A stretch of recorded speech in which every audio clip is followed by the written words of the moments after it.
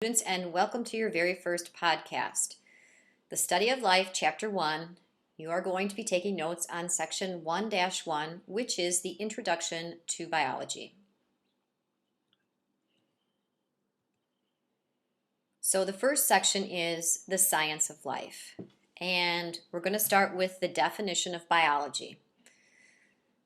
The study of living things or posing questions about how living things interact with the environment.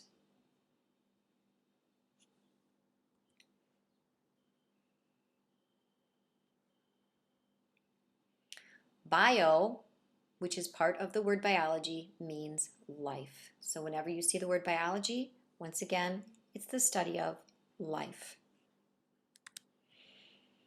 The word biology means, once again, the study of life. Bios, which is the first part of biology, means life. And logy, which is the second part, means to study. So anytime that you ever see this particular ending to a word, it always means to study or the study of. What will you be studying in biology? Well, we're going to study lots of things.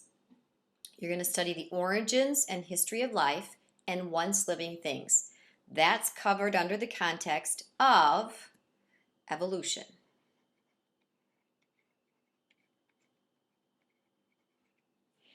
The structure of living things, that's going to be the cell.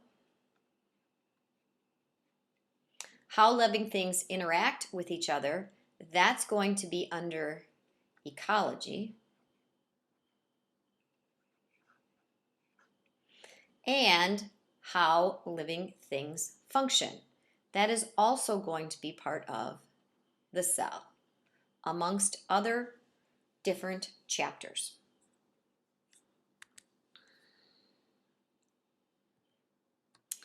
What do biologists do?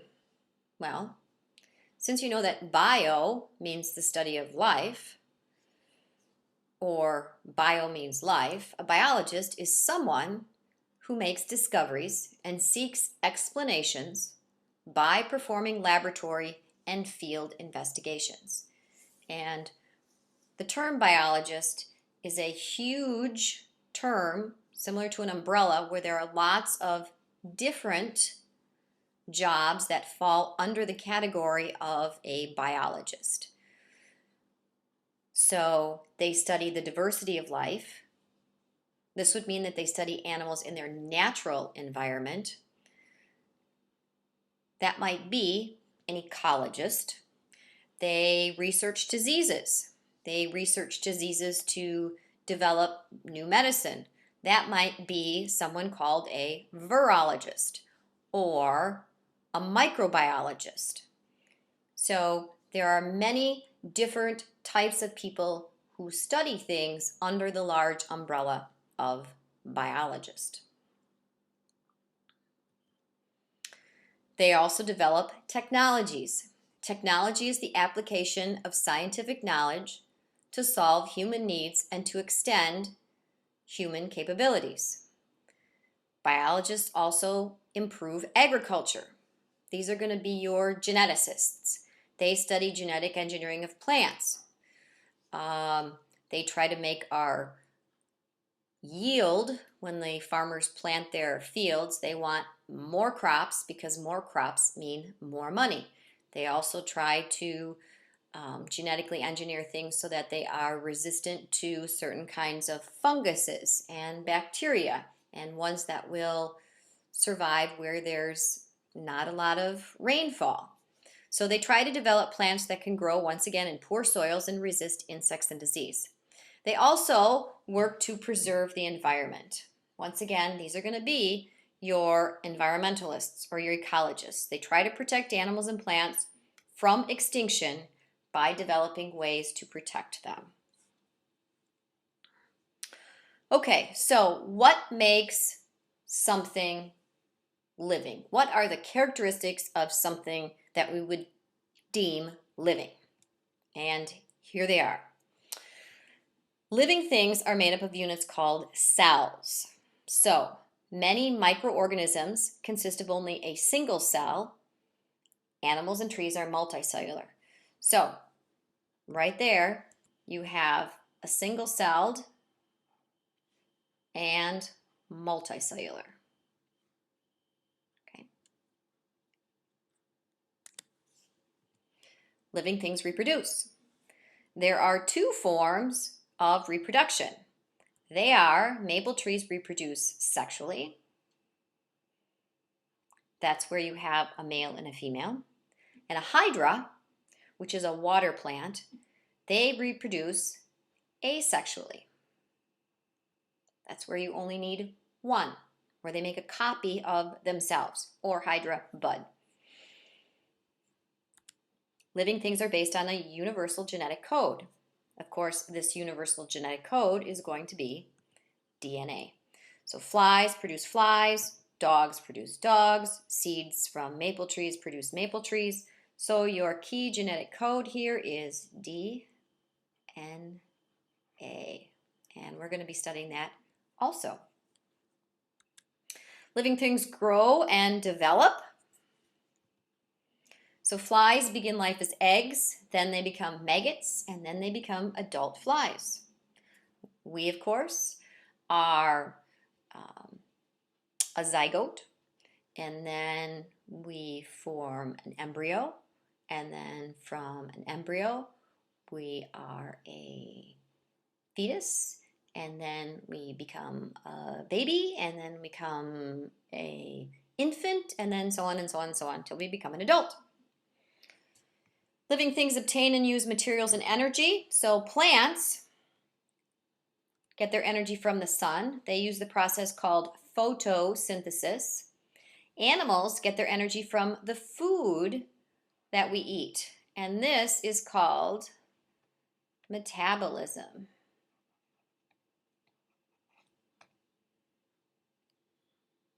Okay. Living things respond to their environment. Leaves and stems of plants grow towards the light. Living things maintain a stable internal environment. So despite changes in the temperature of the environment, a robin maintains a constant body temperature, and this in turn is called homeostasis.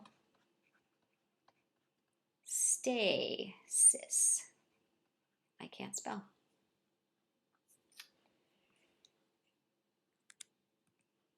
And taken as a group, living things change over time. Plants that live in the desert survive because they have become adapted, and here's the key, they adapt to conditions in the desert, and then because of adaptations, they evolve. So those are the characteristics of living things. We're going to go into each one of them. A slide is devoted to each one of them, so we'll kind of run through those a little bit quicker. So, characteristics of living things.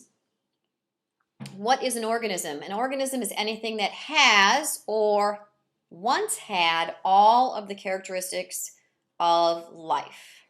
So once again, an organism, anything that has or once had all of the characteristics of life. So first thing that we saw in there was living things are made of cells. So what is a cell? A cell is a highly organized tiny structure with a thin covering called a membrane. And you probably remember studying this in 8th grade, and we are going to study it again here in biology. It is the smallest unit capable of all life function. And here's the key right here. Life function. There are things that are smaller than a cell. For example, molecules are smaller than a cell. Atoms are smaller than a cell, but they do not have life functions. So that's one thing to remember. A cell is the smallest unit capable of all life functions. Cells grow, respond to their surroundings, and they also reproduce. Unicellular means single cell. Uni means one.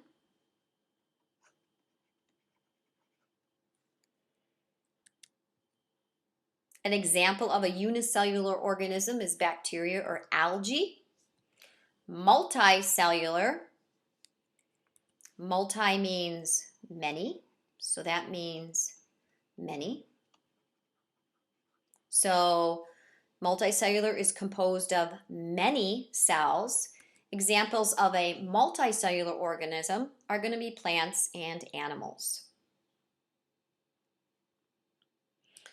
All right, all living things display organization. And organization means that everything is arranged in an orderly fashion. So once again, I think I said we have molecules down on the bottom. And then you put molecules together to get cells. You put cells together to get tissues and organ systems. And you put all of those together to get an organism. Once again, for anything that is living, it is from cells and above. Molecules are not living.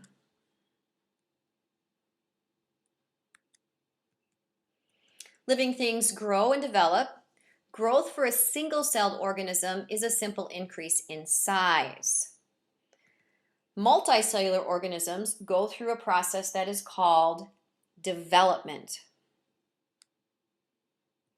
So development are cells dividing again and again to produce many cells.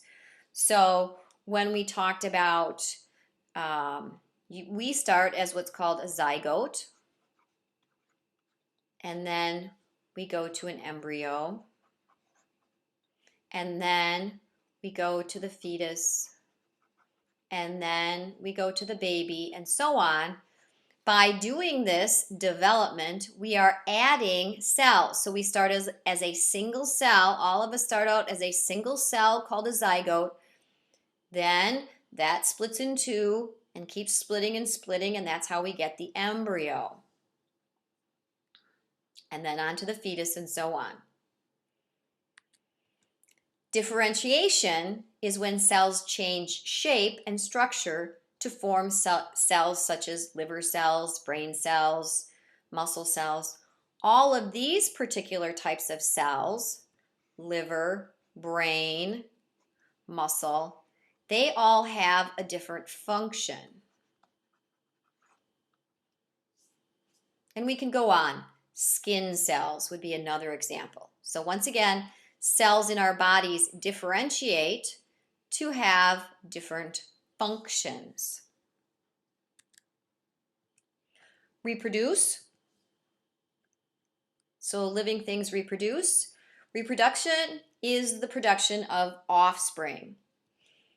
And species are a group of organisms that can breed with one another and produce fertile offspring. And there are, once again, two types of reproduction. There is sexual, where two cells from different parents unite to produce the first cell of a new organism.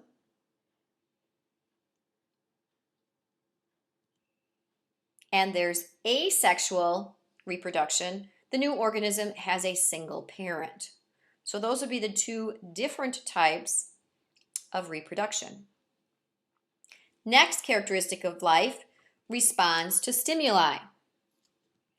So organisms can detect and respond to stimuli in their environment. And usually when we think about organisms, we think of animals, but plants, fungus, bacteria, protists, all of them are going to follow with these characteristics of living things. So a stimulus is a signal to which an organism responds. So there's really a couple different types of stimulus. There's external, and an external stimulus would be temperature or the amount of light. And then there's internal stimuli, which could be like the level of glucose in your body. And you're going to have a response to anything that changes within your body. So once again, a signal to which an organism responds is what a stimulus is. Next characteristic of living thing, they all require energy. So all living things use energy and materials to grow, develop, and reproduce. Without energy, we wouldn't be able to survive. Metabolism is the sum of all the chemical reactions carried out by an organism. Metabolism is the way that we use this energy in order to survive. So here's one of the key things. Sunlight is the main source of energy for all living things. All living things need sun, whether we're plants, whether we're animals, whether we're bacteria. If the sun goes away, we will not be able to survive. So all living things require sunlight in order to survive.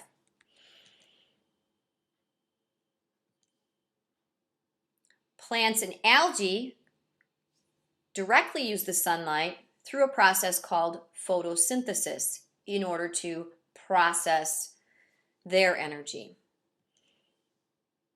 We eat plants or other organisms, or organisms eat the remains of organisms that have died. And that's how we, as animals, get our energy, by eating other organisms. Next characteristic of life, maintains homeostasis.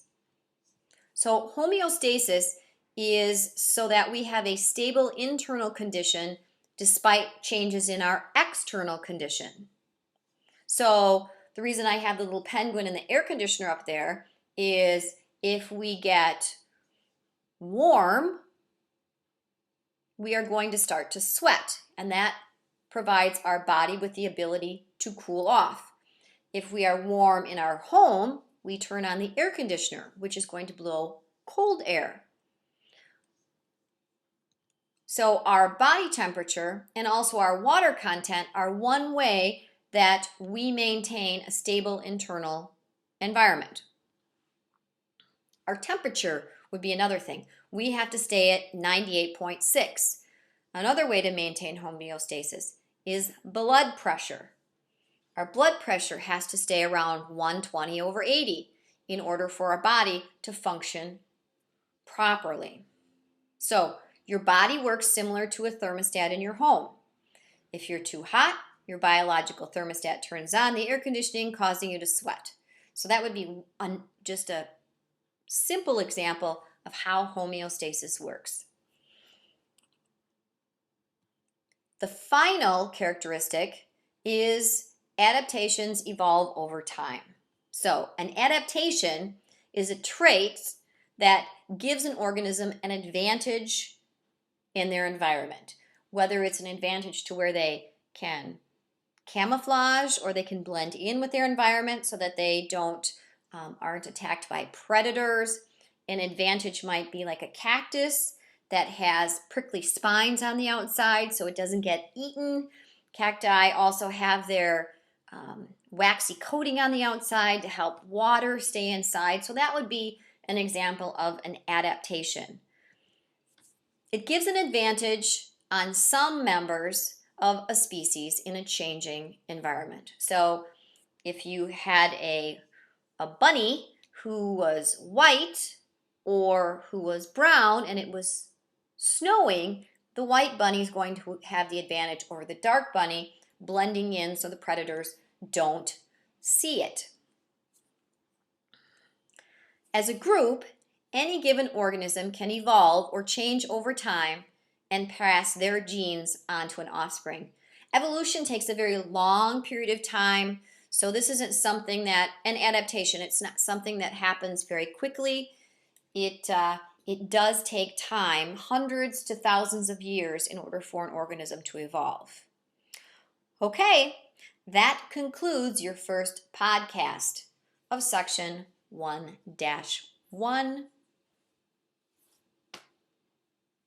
Introduction to Biology.